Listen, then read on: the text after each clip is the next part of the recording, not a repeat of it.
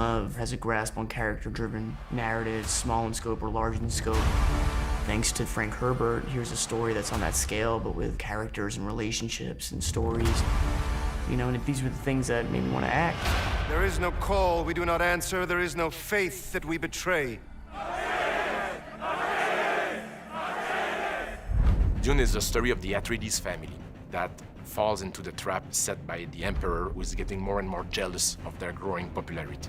House Atreides stands as a beacon where every other house in that galaxy is in reference to that, either as enemies or as friends. He wants to not only make sure that his people survive, but that his son is the kind of leader that he thinks he should be. Paul Atreides is the son of Duke Leto and Lady Jessica. And my initial conversation with Denis was simply begging him to, be able to take part in the film. The great houses look to us for leadership, and this threatens the Emperor. Gurney Halleck and Duncan Idaho did feel like big brothers. They rib him, especially Jason. He's the protector of the Atreides. I mean, he's definitely the head knight who watches over the family. Sarkar! I mean, that's his sworn duty. I mean, I think that's what any honorable knight soldier does. No! Duncan! I mean, that's his family. That's who he bleeds for. Gurney Halleck is a combat trainer, and he's a warrior. Oh, man. Now fight! He's a very strict but fun, visceral, paternal, maternal. He's all of those things to Paul.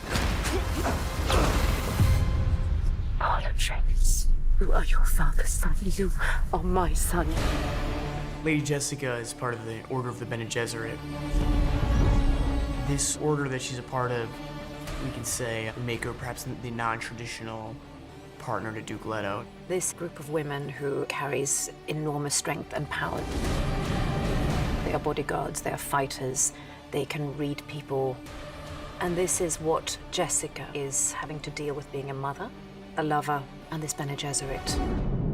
How can the Emperor take everything we've built and give it to that Duke? When is a gift not a gift? Every movie needs its bad guys, and the Harkonnens are the old ancestral enemies of the Atreides. The Harkonnen have been a very dark, sadistic family in this galaxy. Frank Herbert created a very powerful character into Baron Vladimir Harkonnen. He just shows up and then his shadow looms throughout the film. He's the cause of many people's death. He feeds off of fear. He feeds off of pain. He's a vicious, sadistic person. Now squeeze, Rabbit. Squeeze hard. Yes, Uncle. And the Fremen. Kill them all. The Fremen are native tribes, people living in the deep desert. They had the capacity to adapt to the toughest environment. Deep heat, massive sandstorm, dangerous predators all around. Stilgar is the leader of the Fremen. He is a powerful character and he's a warrior, but also is a warrior. He worries about the future. Take good care of your family. Dr. Kynes, on the surface, was seemingly just somebody who's an ecologist, someone who cares about the Fremen. But then you start to understand how much pressure she is actually under. Paul is dreaming about this strange young woman that keeps talking to him in his dreams. Paul. She feels like an old friend again, and someone that wants to guide him. Follow the friend. Shani is native to Arrakis. She's used to this hostility between her people and the people that are trying to take from her land. She's a fighter at the end of the day. House Atreides and the Harkonnen have an ancient grudge, and the forces that they're up against are much greater than he had anticipated.